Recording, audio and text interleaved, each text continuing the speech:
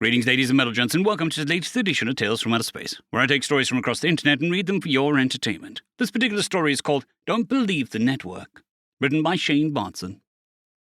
Humans are a noisy bunch of apes. That goes without saying. The fact that they broadcast their noise to the universe at large, well, it was bound to have consequences. Whether those are a net positive or negative remains to be seen. You weren't part of any contact team. The disbelief was playing on All's voice and Peter's. I told you, Lur replied. I was a maintenance tech too, on the contact ship. I wouldn't want to be on a contact team. All politics and shit. Boring. But you said you saw humans. All's feeders flicked in confusion. How does a maintenance tech? Great too, Lur interrupted. I had some downtime and found it wandering around near the officers' lounge.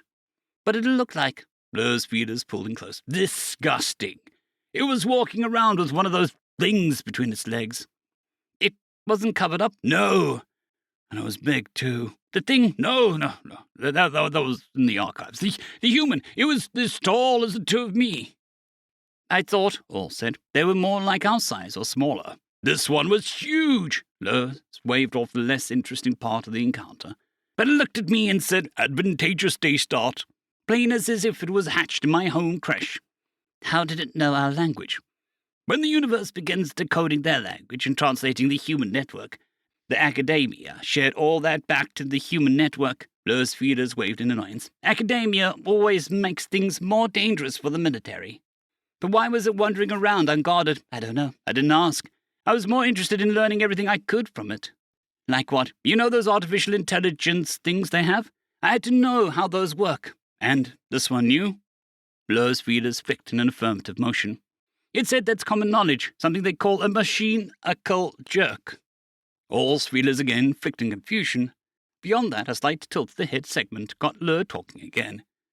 A machinical jerk is a human trapped in a box and forced to perform the same task over and over. The first one was forced to play a strategy game, but the new ones answer questions and make up stories and stuff. Why? Is it a punishment? I don't know. Maybe it's something they enjoy. Some sort of fetish or something. You know how humans are. All tapped a foot on the floor.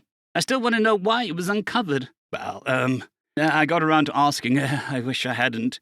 All's feelers made a get-to-it motion. You know how there's a lot of them doing weird things with each other when they're uncovered? It's compulsory. Every human has to do that with at least one other human and post the results in the network. Lur leaned in close and whispered. It said it's a huge experiment to make magic real for humans. What does that have to do with anything? Lur leaned back. The human was one of their champions. It was famous on the network for doing the research with a full million other humans. It was looking for one of us to do it with. Ick. Really? Really. It waved its thing at me, so I just said no and showed it that my ovipositor was far more impressive. What did it do? All asked. It did that thing where water comes out of the orb slots in its head. Then it kicked the door to the officers' lounge so hard it ripped the wall free on both sides. They can be that strong? Haven't you been studying their network? You should look it up. Lur handed Earl a chit with a lookup link for the translated human network. This has all sorts of information about them, and the human I talked to proved a lot of it. What happened after it mangled the door? I thought it might be dangerous after that. It was twice my size and probably 4 times my weight, but I couldn't let the rampage through the ship. I told it that it would have to fight me before it could do any more damage. Lur struck a fighting pose. It didn't know what I'm an advanced master instructor of cannot, both standard and the per tech canon. Advanced master? Yeah. It didn't know, but then again, almost no one does. I'm trusting you with it because you seem like the sort to keep a secret. I used to be in the records as the youngest master, youngest advanced master, and youngest instructor until the military hired me to train special forces. They wiped all my records and put me in as a maintenance tech for cover. Then what? This. Lur swept through the clumsy movements until ending off balance and panting. I used its size against it with all per tech canon techniques. I see. Yeah, when it ended up on the floor with its head stuffed between its 2 legs, it gave up, Lur posed. It told me I was the toughest thing that it had ever come across and gave me a chit with its comm info. As I walked it off the ship, it kept begging to stay in contact. Wait, what? All's head part tilted. If it was uncovered, where was it carrying the chit? I don't know. I threw it out anyway. Those humans don't impress me, you know. All's feelers waved in a pleading motion. If you can think of anything else about the humans you can help me with, I'd appreciate it. I'm shipping off to the embassy on the human homeworld in the morning.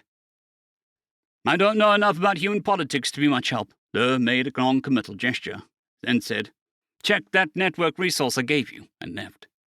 All didn't have the time to look at the network right away. Instead, the first chance came while in transit. Being in transit with over a dozen humans, though, all was busy looking for any of them that were anywhere near the size of Lur had described. No such luck. None of them were uncovered either. One sat beside Earl and began tapping on the comm device. A mechanical voice came from the device. Hi, I'm Strange Sound, with the Human Ambassador's office. Are you part of the new embassy your people are setting up on Earth? I'm just a security guard, Earl answered, and watched as the device translated his speech to human symbols. Sorry, I'm not speaking your language directly, the human said through the comms device, but we don't have the right physical characteristics to make the sounds like you do. Earl thought about Lur's claims. Maybe the human champion was using a translation device. Whatever. With a secret unlocked sequence of feeders, Earl opened the device that had been assigned and inserted the data chip. The human looked over and began making a strange noise that humans make when they find something humorous. What? Earl asked. The human pointed at the screen. I can't read the text, but I know that site. That's Reddit. I wouldn't believe anything you read there. Earl looked at the top entry. Human champion accidentally destroys alien embassy ship, the headline said. The next said, humans will mate with anything. It's magic. Earl looked at the human. Are all the articles of this site untrue? The human moved its head up and down. Pretty much, yeah. Oh, I see the subreddit in the link. That one's a fiction writers group. Fiction, you say? Earl looked at Lur's service record. Dishwasher, lower class, joined after first contact, busted twice for disobeying orders, and drummed out of service. Closing the device, Earl said, I believe I must make up my own mind about humans. Good idea, the human said through the device. End of story. Story number 2. For Earth had nothing more to give, written by Nuvius Eta Nth BM. Humanity always imagined first contact with aliens would be made by a daring space captain and his crew of a brave explorers, a committee of world leaders, or maybe a ragtag group of maverick scientists.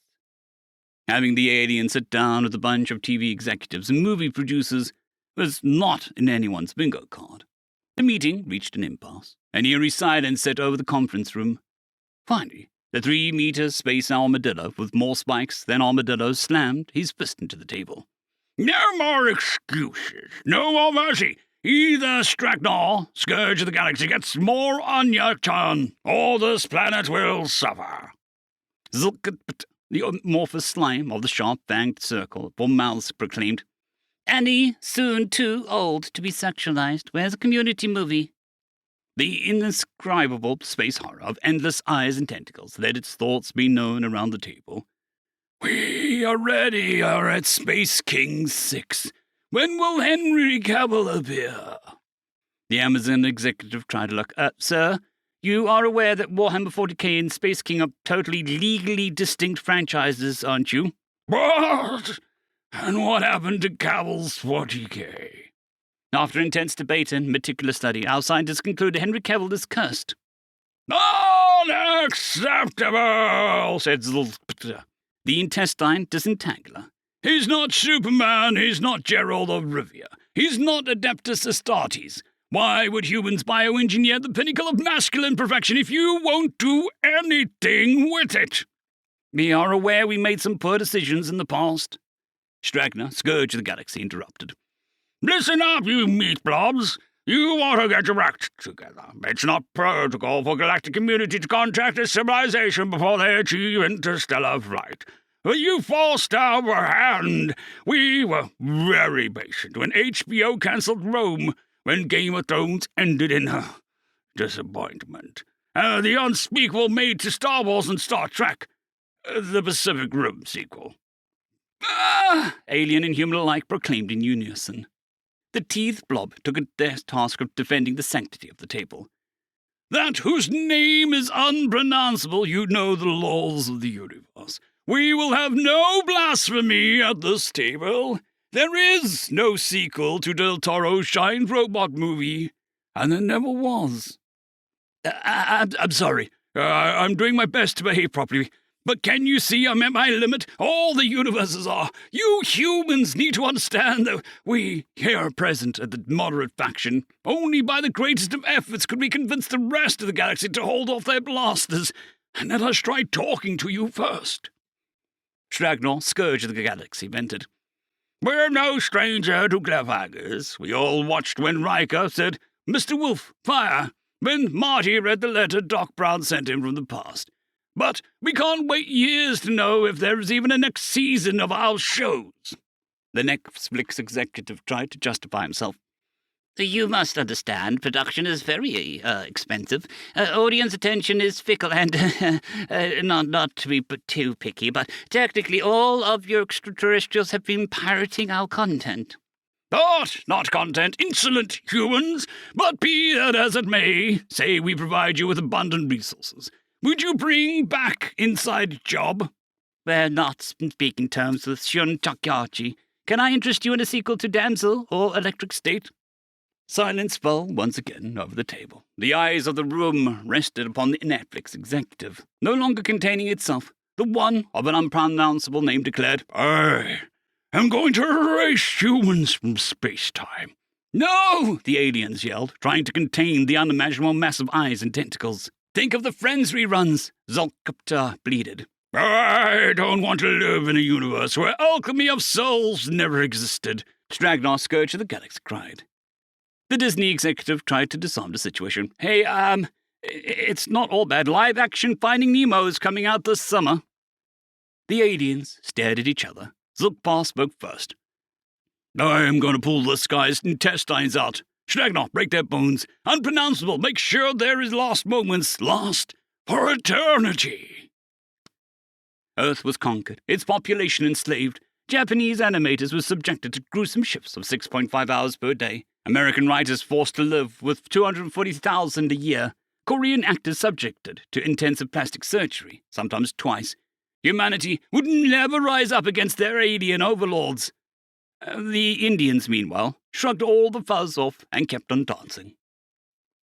End of story.